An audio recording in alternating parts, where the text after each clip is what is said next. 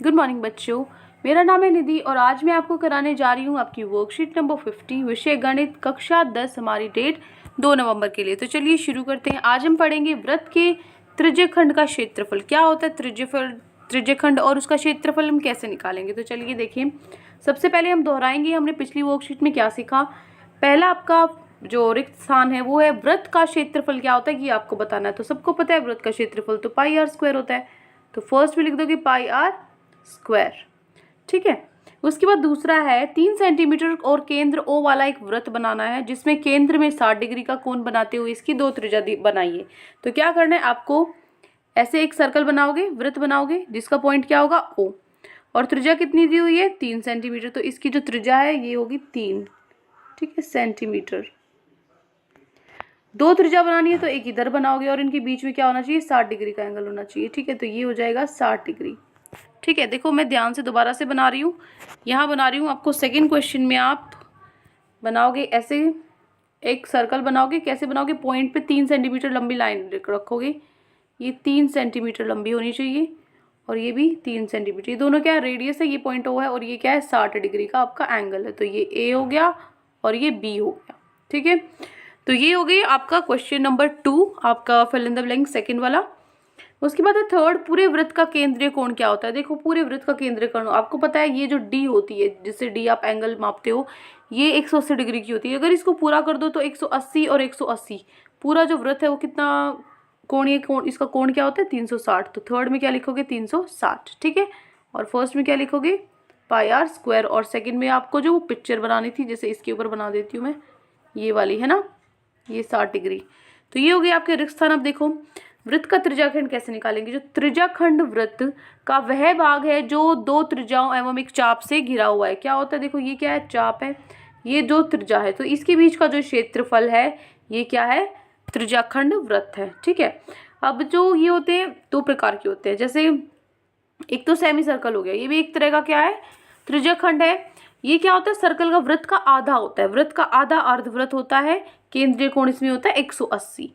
उसके बाद है आपका जिसको इंग्लिश में बोलते हैं क्वाड्रेंट, ठीक है। क्वाड्रेंट वृत्त का 1/4 चतुर्थांश क्या होता है, जो एक वृत्त का चौथा हिस्सा होता है।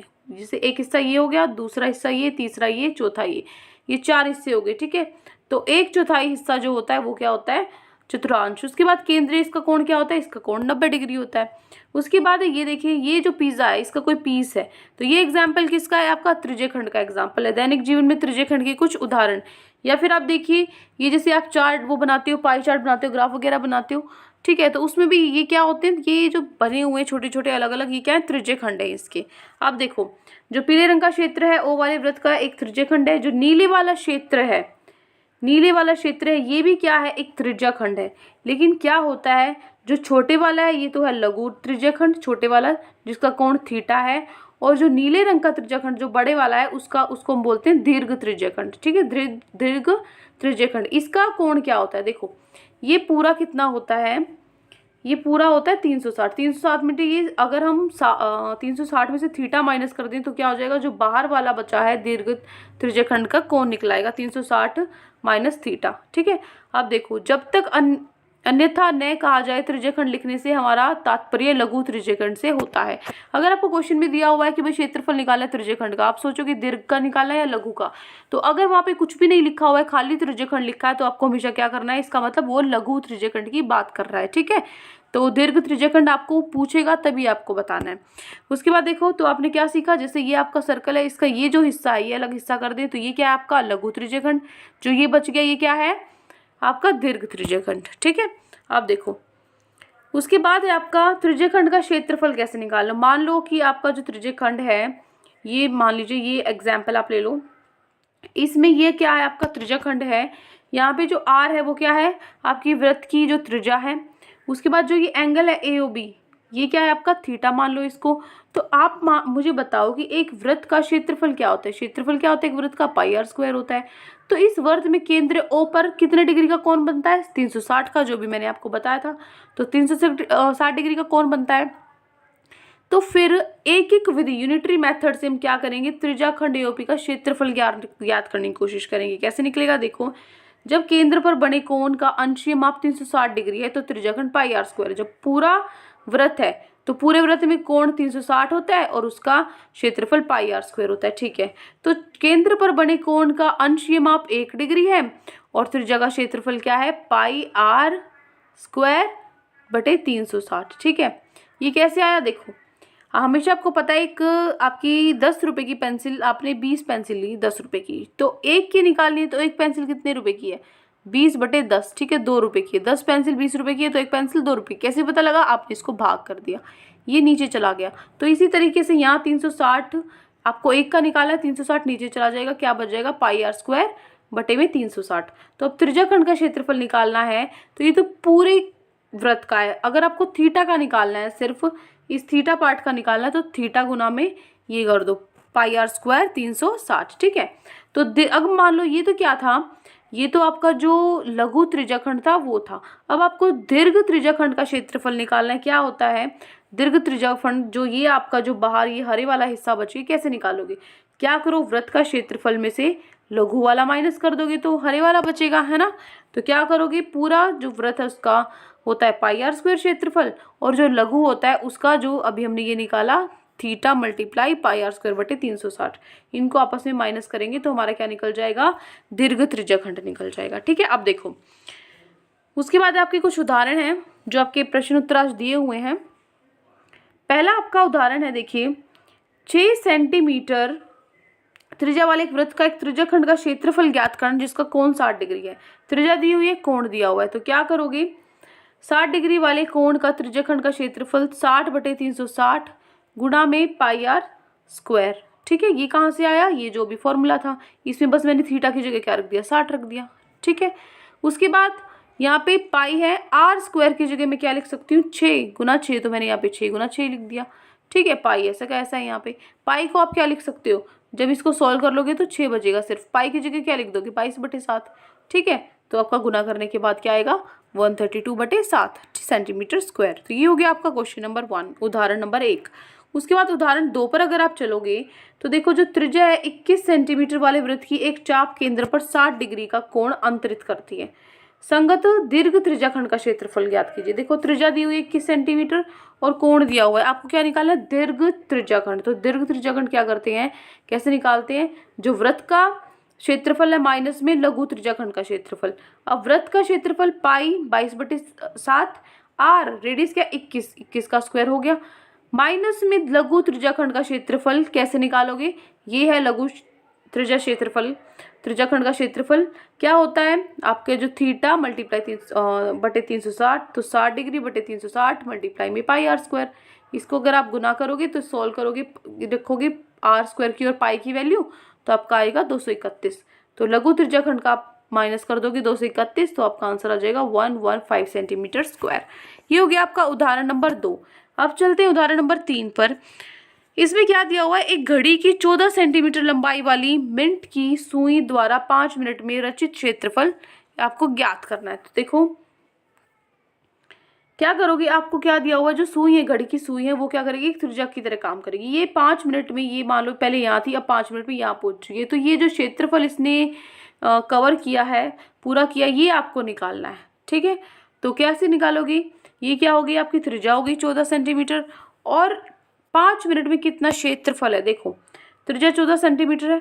अब आप मुझे बताओ, देखो 60 मिनट में वो 360, ये पूरा जो घड़ा होता है ये क्या होता है, गोल वृत्त के आकार में होता है। ठीक है, तो पूरा ये घूमता है 60 मिनट में, तो 60 मिनट में कितना कोण बनाते हैं, 360 बनाते हैं, तो 60 मिनट में 360 हो गया।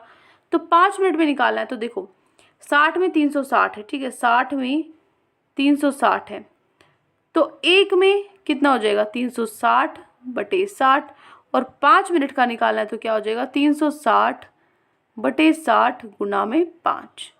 ठीक है, तो गुना में वही यहाँ पे लिखा है 360/60 गुना में 5। ठीक है, इसको आप हल करोगे तो क्या आ जाएगा आपका 30 डिग्री। तो ये हो गया आपका कोण निकला है, आपकी त्रिज्या है आपके पास। तो त्रिज्याखंड का क्षेत्रफल निकाल सकते हो कैसे, फॉर्मूला रखोगे, ये इस फॉर्मूले में थीटा की जगह क्या लिखोगे 30 और पाई आर स्क्वायर की जगह क्या लिखोगे, रेडियस क्या है, आर स्क्वायर क्या है 14 का स्क्वायर।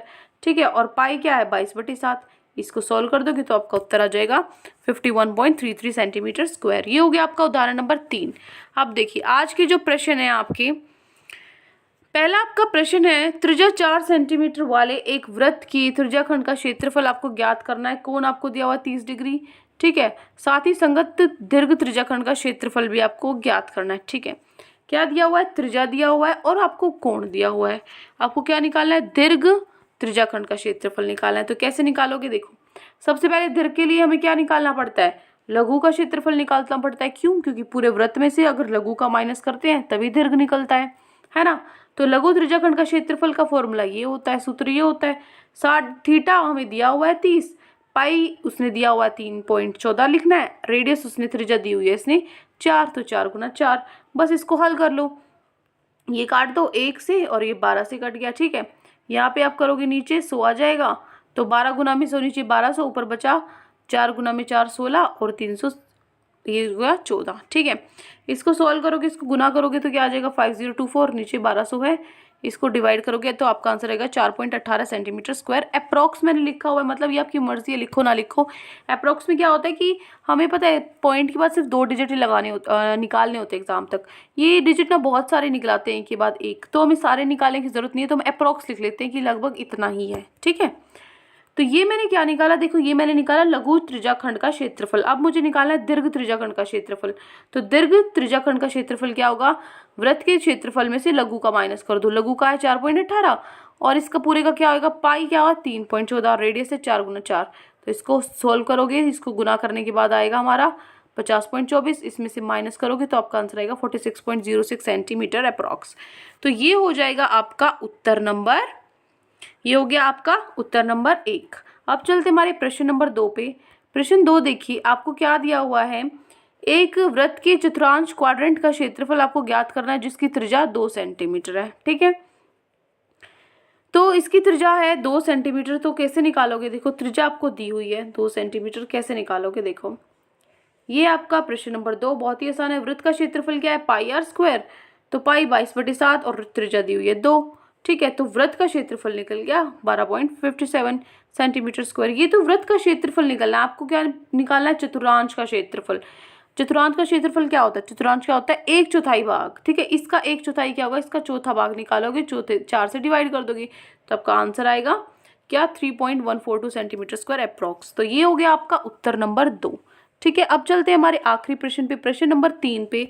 प्रश्न नंबर 3 है, किसी कार के 2 वाइपर्स हैं जो परस्पर कभी आच्छेदित तो नहीं होते हैं। 115 के कोण वो बनाते हैं, घूमते सफाई करते हैं। तो प्रत्येक वाइपर की पत्ती 25 सेंटीमीटर लंबी है। तो पत्तियों की प्रत्येक बुहार के साथ होने वाला क्षेत्रफल ज्ञात करना है। देखो क्या करना है आपको, ये मान लीजिए आपका वाइपर्स है, देखो ऐसे गाड़ी के सामने ऐसे 2 होते हैं, एक ये और एक ये। तो ये ऐसे ऐसे साफ करता है, इधर इतना हिस्सा है ना, ऐसे ऐसे घूमता है यहाँ, और ये इधर वाला हिस्सा साफ करता है ऐसे ऐसे, है ना। तो इनका आपको क्षेत्रफल निकालना है कि कितना एरिया इन्होंने साफ करा। तो कैसे निकालोगे? जो वाइपर होते हैं आपकी गाड़ियों के, तो देखो पत्तियों के प्रत्येक बुहार के साथ साफ होने वाला क्षेत्रफल क्या होगा? 2 गुना में थीटा। ये देखो, ये क्या है, मैंने क्या रखा यहाँ पे, रखा मैंने जो त्रिज्याखंड का क्षेत्रफल होता है उसको 2 से गुना कर दिया, क्योंकि देखो गाड़ी में 2 वाइपर होते हैं, एक इधर और एक इधर, ठीक है, जिससे पानी से साफ करते हैं अगले वाला शीशा। तो 2 होते हैं, तो मैंने 2 से गुना कर दिया। तो अब क्या करेंगे? थीटा 115 दिया हुआ है, पाई 22/7 है, आर 25 × 25 है, ठीक है। इसको जब आप गुना करोगे तो क्या हो जाएगा? आपका आंसर ये आएगा और नीचे आपका आंसर ये आएगा, ठीक है। तो यहाँ पे आप विभाजित करने के बाद आपका आंसर आ जाएगा 1254.96 सेंटीमीटर अप्रॉक्स, ठीक है। इसको डिवाइड करके आप देखोगे तो ये हो गया आपका उत्तर नंबर 3। तो आज की वर्कशीट में ये 3 क्वेश्चंस आपके गिवन थे। आई होप आपको अच्छे से समझ में आ गए होंगे। लेकिन कोई भी डाउट है आपको पूरी वर्कशीट में तो कमेंट सेक्शन में आप हमसे पूछ सकते हैं। और अगर आपको हमारी वीडियो अच्छी लगे तो हमारे चैनल को सब्सक्राइब भी कर सकते हैं। Thank you and have a great day.